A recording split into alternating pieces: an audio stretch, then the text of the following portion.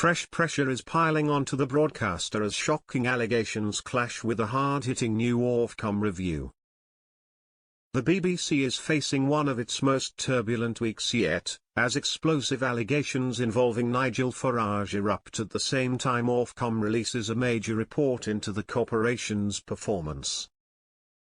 The row began after best-selling author Lisa Hilton, who has previously presented BBC documentaries, claimed in The Critic magazine that BBC makeup artists used highly unusual natural cosmetics when preparing Farage for appearances. Hilton wrote, naming no names, but Nigel Farage might want to start doing his own face, given the extraordinarily imaginative range of natural cosmetics which the brushes are loaded with when he's in the chair. The Mail then reported that these so-called cosmetics allegedly included human saliva and other bodily fluids. Farage's allies reacted with outrage.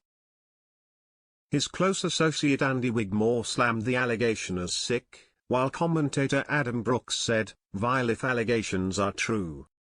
While Farage's team declined to comment directly, tension between the Reform UK leader and the BBC has been building for months.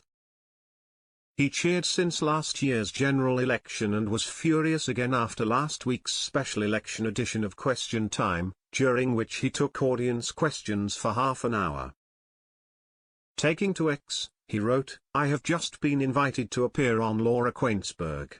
I'm refusing until the BBC apologises for their dishonest Question Time audience. Our state broadcaster has behaved like a political actor throughout this election. Reform will be campaigning vigorously to abolish the licence fee." Ofcom published its annual report analysing the BBC's performance from April 2024 to March 2025. The findings, based on extensive audience research, industry data and stakeholder input, will form a major part of the government's forthcoming charter review. Despite the political storm, the review found the BBC remains widely used and broadly trusted. According to Ofcom, 83% of UK adults used BBC services weekly in 2024-25. The corporation achieved an overall audience satisfaction level of 60%.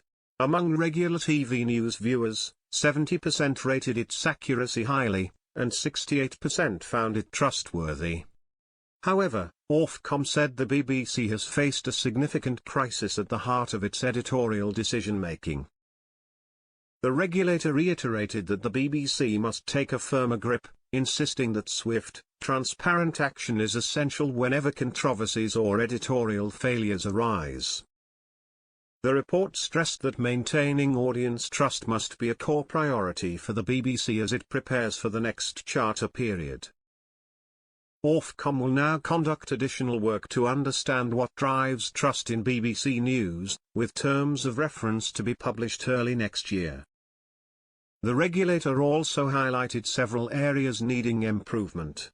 It said the BBC must deepen its engagement with less satisfied audiences, including those on lower incomes, and should take more creative risks to excite and engage viewers on the platforms they use most.